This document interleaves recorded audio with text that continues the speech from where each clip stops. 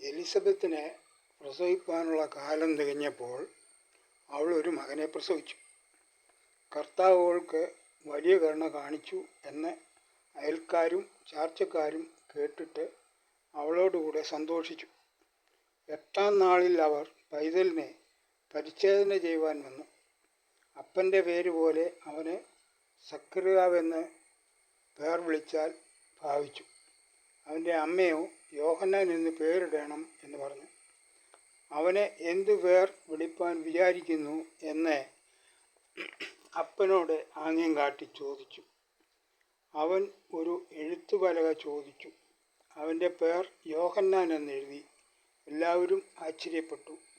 ഉടനെ അവൻ്റെ വായും നാവും തുറന്നു.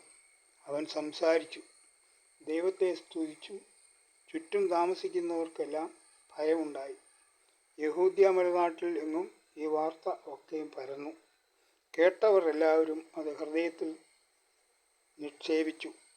ഈ പൈതൽ എന്താകും എന്ന് പറഞ്ഞു. കർത്താവിൻ്റെ കൈ അവനോട് കൂടെ ഉണ്ടായിരുന്നു.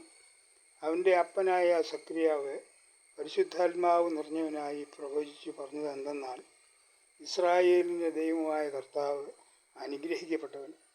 അവൻ തൻ്റെ ജനത്തെ സന്ദർശിച്ച് ഉദ്ധാരണം ചെയ്യുകയും ആദ്യം മുതൽ തൻ്റെ വിശുദ്ധ പ്രവാചകൻ അരുളി ചെയ്തതുപോലെ നമ്മുടെ ശത്രുക്കളുടെ വശത്തു നിന്നും നമ്മെ പകയ്ക്കുന്ന ഏവരുടെയും കയ്യിൽ നിന്നും രക്ഷിക്കപ്പെട്ട് നാം ആയുഷ്കാലമൊക്കെയും ഭയം കൂടാതെ തിരുമുമ്പിൽ വിശുദ്ധിയിലും നീതിയിലും തന്നെ ആരാധിപ്പാൻ നമുക്ക് കൃപ നൽകുമെന്ന് അവൻ നമ്മുടെ പിതാവായ അബ്രഹാമിനോട് ചെയ്ത സത്യവും തൻ്റെ വിശുദ്ധ നിയമവും ഓർത്ത് കൊണ്ട് ആകുന്നു. നീയോ പൈതലെ അത്യുന്നതൻ്റെ പ്രവാചകൻ എന്ന് വിളിക്കപ്പെടും. കർത്താവിൻ്റെ വഴി ഒരുക്കുവാനും നമ്മുടെ ദൈവത്തിൻ്റെ ആർദ്രകരുണയാൽ അവൻ്റെ ജനത്തിന് മോചനത്തിൽ രക്ഷാപരിജ്ഞാനം കൊടുപ്പാനുമായി നീ അവന് മുമ്പായി നടക്കും. ഇരുളിലും മരണനിഴലിലും ഇരിക്കുന്നവർക്ക് പ്രകാശിച്ച് നമ്മുടെ കാലുകളെ സമാധാന മാർഗത്തിൽ നടത്തേണ്ടതിന് ആ ആർദ്രകരുണയാൽ ഉയരത്തിൽ നിന്ന് ഉദയം നമ്മെ സന്ദർശിച്ചിരിക്കുന്നു. പൈതൽ വളർന്നു, ആത്മാവിൽ ബലപ്പെട്ടു. അവൻ ഇസ്രായേലിനെ തന്നെത്താൻ കാണിക്കും നാൾ വരെ മരുഭൂമിയിൽ ആയിരുന്നു.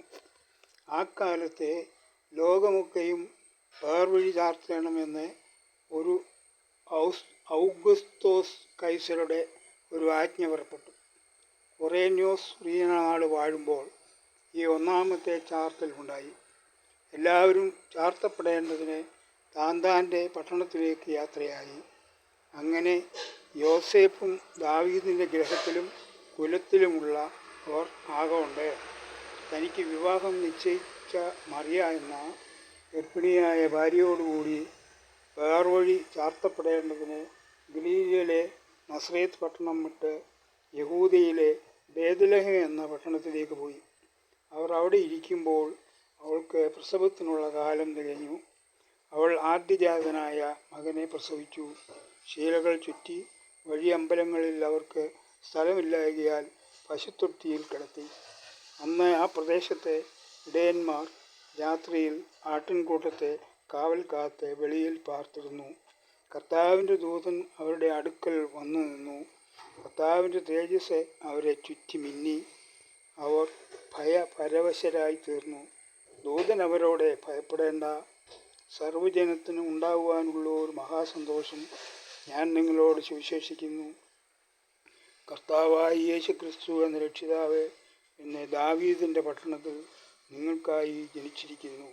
നിങ്ങൾക്ക് അടയാളമോ, ശീലകൾ ചുറ്റി പശുത്തൊട്ടിയിൽ കിടക്കുന്ന ഒരു ശിശുവിനെ നിങ്ങൾ കാണും എന്ന് പറഞ്ഞു. അന്ന് സ്വർഗീയ സൈന്യത്തിൻ്റെ ഒരു സംഘം ദൂതനോട് ചേർന്ന് ദൈവത്തെ പുകഴ്ത്തി, അത്യുന്നതങ്ങളിൽ ദൈവത്തിന് മഹത്വം, ഭൂമിയിൽ ദൈവപ്രസാദമുള്ള മനുഷ്യർക്ക് സമാധാനം എന്ന് പറഞ്ഞു. ദൂതന്മാർ അവരെ വിട്ട് സ്വർഗത്തിൽ പോയ ശേഷം ഇടയന്മാർ, നാം ബേത്ലഹേമോളം ചെന്ന് കർത്താവ് നമ്മോട് അരുളിച്ചെയ്ത ഈ സംഭവം കാണണം എന്ന് തമ്മിൽ പറഞ്ഞു.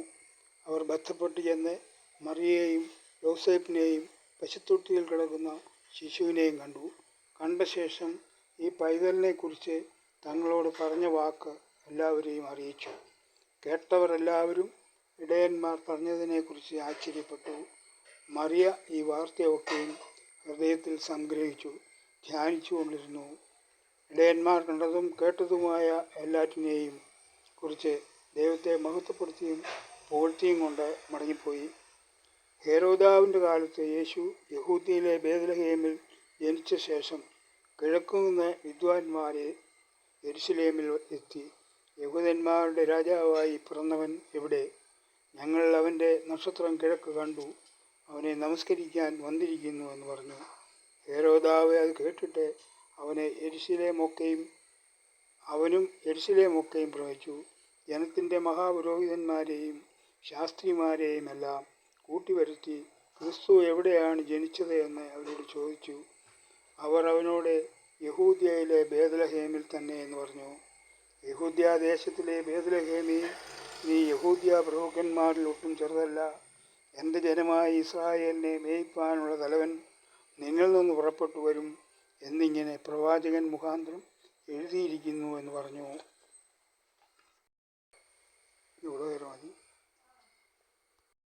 എന്നാറെ ഹേരോദാവ് വിദ്വാൻമാരെ രഹസ്യമായി വിളിച്ച് നക്ഷത്രം വെളിവായ സമയം അവരോട് സൂക്ഷ്മമായി ചോദിച്ചറിഞ്ഞു.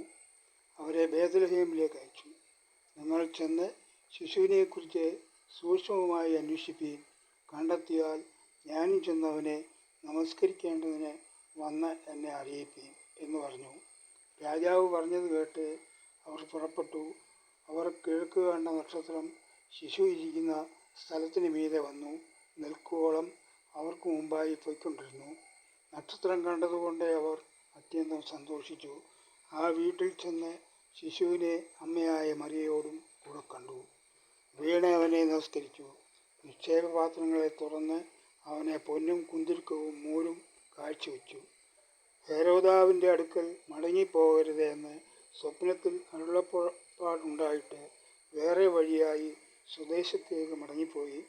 അവർ പോയ ശേഷം കർത്താവിൻ്റെ ദൂതൻ യോസേപ്പിന് സ്വപ്നത്തിൽ പ്രത്യക്ഷനായി. നീ എഴുന്നേറ്റ് ശിശുവിനെയും അമ്മയെയും കൂട്ടി മിസ്രയീമിലേക്ക് ഓടിപ്പോയി ഞാൻ നിന്നോട് പറയും വരെ അവിടെ പാർക്കുക. ഹേരോദാവ് ശിശുവിനെ നശിപ്പിക്കേണ്ടതിന് അവനെ അന്വേഷിപ്പാൻ ഭാവിക്കുന്നു എന്ന് പറഞ്ഞു. അവൻ എഴുന്നേറ്റ് ശിശുവിനെയും അമ്മയെയും രാത്രി തന്നെ കൂട്ടിക്കൊണ്ട് മിസ്രയീമിലേക്ക് പോയി. ഹേരോദാവിൻ്റെ മരണത്തോളം അവിടെ പാർത്തു. മിസ്രയീമിൽ നിന്ന് എൻ്റെ മകനെ വിളിച്ചു വരുത്തി എന്ന് കർത്താവ് പ്രവാചകൻ മുഖാന്തരം അരുളിച്ചെയ്തത് അങ്ങനെ നിവൃത്തിയാകുവാൻ സംഗതി വന്നു.